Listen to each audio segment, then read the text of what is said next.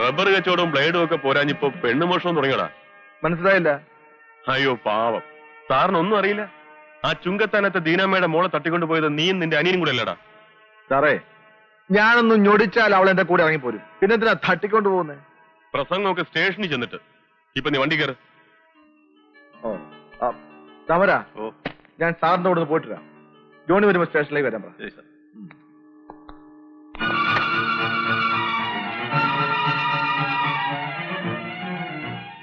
Hello, police station അല്ലേ? SI Roy secretary ഉണ്ടോ? അവന്റെ ഫാദറാ. എവിടെ പോയി? എന്നതാ റോയിച്ചിനെങ്ങോട്ട് പോയി? അവൻ ആ കഞ്ചാവ് കേസിന്റെ ഏതാണ്ട് ആവശ്യത്തിന് രാജഗിരി സ്റ്റേഷൻ വരെ പോയിരിക്കുക. വരാൻ വളരെ വൈകും. എന്റെ കറിയാച്ച, ഇതൊരു സീരിയസ് നോൺ ബെയിലബിൾ ഒഫൻസ് ആണ്. IPC 366. അതെന്നാ ഒഫൻസാ? താനൊന്ന് തെളിച്ചു പറ.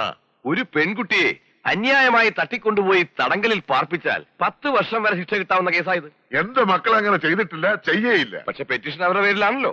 എന്റെ കർത്താവേ, അത്യാവശ്യത്തിനും തിരക്കിയ ആ ചെന്നൈക്കാരനെ ഒട്ട് കാണത്തുമില്ല. അയാളുടെ ഒടുക്കലത്തെ ഒരു ടൂറ്. മന്ത്രി പറഞ്ഞാലൊന്നും കോടതി കാര്യത്തിൽ രക്ഷയില്ല. കോടതിക്ക് അതിന്റേതായ ചില നിയമങ്ങളൊക്കെ ഉണ്ട്.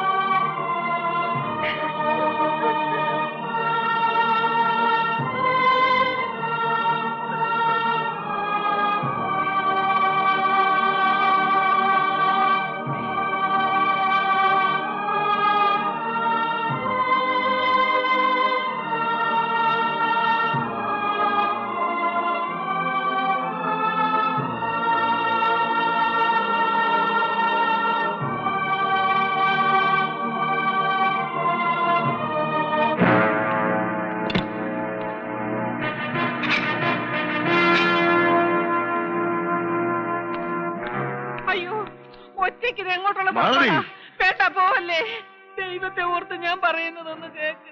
തടയരുതന്നെ, എന്റെ മോനെ കൊന്നവന്റെ തല ഞാനറിയും.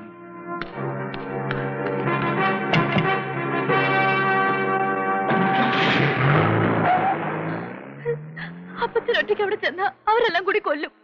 ബേബിച്ചേനെ വിളിക്കാൻ പറ്റി.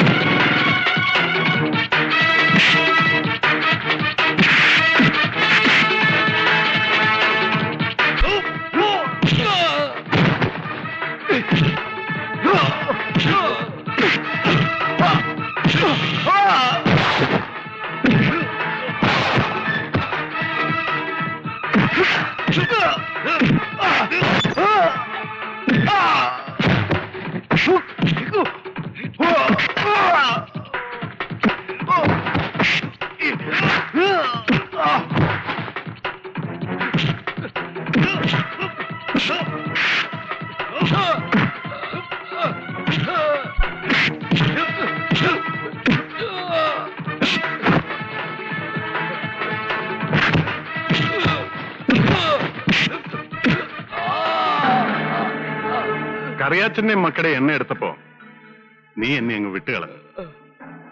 നിന്നെ പോലെ രക്തബന്ധത്തിന്റെ വില അറിയാത്തവരല്ലടാ കാഞ്ഞിരപ്പള്ളി കുടുംബക്കാർ. അത് നീ മറക്കണ്ട. നീ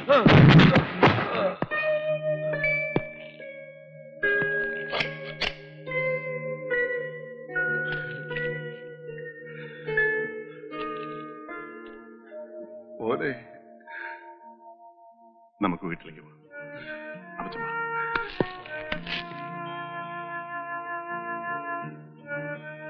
8 കൊല്ലം മുമ്പ് നിന്റെ മനസ്സ് കാണാൻ എനിക്ക് കഴിഞ്ഞില്ലല്ലോടാ. നിന്നെ തിരിച്ചു വിളിക്കണമെന്ന് ഞാൻ പലവട്ടം ആശിച്ചിട്ടുണ്ട്. എന്നിട്ടും എനിക്കതിന് കഴിഞ്ഞില്ല. ആഗ്രഹമില്ലാഞ്ഞോണ്ടല്ല, നിന്നെ നേരിടാനുള്ള ശക്തി എനിക്കുണ്ടായിരുന്നില്ലടാ മോനെ. കല്ലൂക്കാരന്മാരുടെ കയ്യിൽ നിന്ന് എന്റെ ജീവൻ രക്ഷിക്കാൻ അവസാനം നീ തന്നെ വന്നു. അപ്പച്ചൻ ഇങ്ങനെയൊന്നും പറയരുത്. കഴിഞ്ഞതെല്ലാം മറക്കണം. എന്നെ ലാളിച്ചു വളർത്തിയ അപ്പച്ചനെ ഒരു പെണ്ണിന്റെ പേര് തള്ളിപ്പറഞ്ഞവനാണ് ഞാൻ. പക്ഷേ അവളെ ഉപേക്ഷിക്കാനും എനിക്ക് കഴിഞ്ഞില്ല.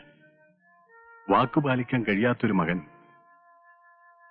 കാഞ്ഞിരപ്പള്ളി കറിയാച്ചനുണ്ടാകരുതെന്നും കരുതി. നിങ്ങൾ ഈ പഴങ്കഥകളൊക്കെ പറഞ്ഞ് വെറുതെ സമയം കളയാതെ എങ്ങനെങ്കിലും എന്റെ മക്കളെ ഇറക്കിക്കൊണ്ട് വരാൻ നോക്ക്. അതിനുള്ള പേപ്പേഴ്സ് എല്ലാം ഞാൻ ശരിയാക്കിയിട്ടുണ്ടമ്മേ. നാളെ കോടതിയിൽ നിന്ന് അവർക്ക് ജാമ്യം കിട്ടും. കേസിന്റെ മറ്റു കാര്യങ്ങൾ ഗോവിന്ദമേനോനെ ഏൽപ്പിച്ചിട്ടുണ്ട്. മോനെ, അതിനു മുമ്പ് എനിക്ക് എന്റെ കൊച്ചുമോളെ ഒന്ന് കാണണം. അവള് ഒരു വല്യപ്പച്ചനെ കാണാനായിട്ട് കാത്തിരിക്കുക. എന്തോ 2 വർത്താനം അവൾക്കും പറയാനുള്ളത്.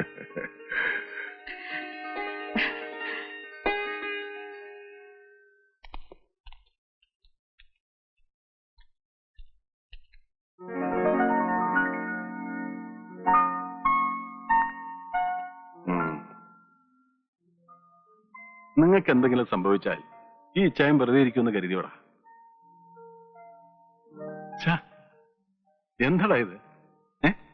കുട്ടപ്പായുടെ കാശിന്റെ ബലം കൊണ്ട് ഒരു ദിവസം വൈകി ഇറങ്ങാൻ അത്രയല്ലേ ഉള്ളൂ.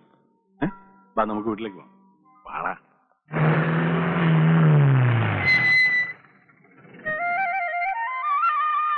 എന്റെ മക്കളെ,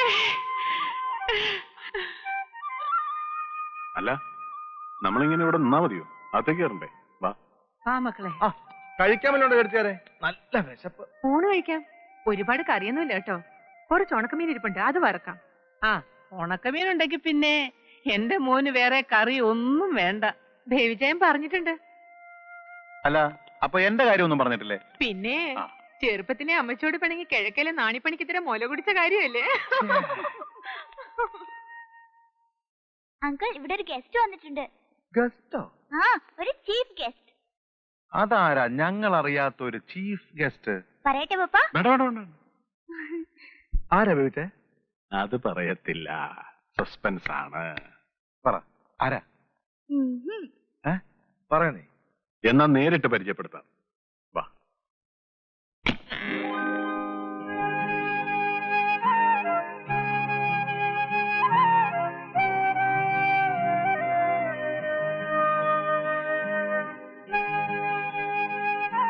ആ സണ്ണി, ആ കുട്ടപ്പായുടെ അനിയന്മാര് ഇവളെ കൊല്ലാൻ ആളയച്ചതാ. ഏതോ ഒരു അജ്ഞാതന്റെ ഫോൺ സന്ദേശം വന്നുകൊണ്ട് എനിക്ക് രക്ഷിക്കാൻ കഴിഞ്ഞു. അവർ രണ്ടാളും കൂടി ഇരുന്ന് കൊച്ചു വർത്താൻ എന്തെങ്കിലും പറഞ്ഞോട്ടെ, ഞങ്ങൾ അങ്ങ് പോയേക്കാം. എടാ, ഒറ്റയ്ക്ക് അങ്ങനെ ഇരുന്ന് പറയാൻ സമയമായിട്ടില്ല. അതൊക്കെ ആ താലിച്ചെടൊന്നങ്ങ് വീണിട്ട്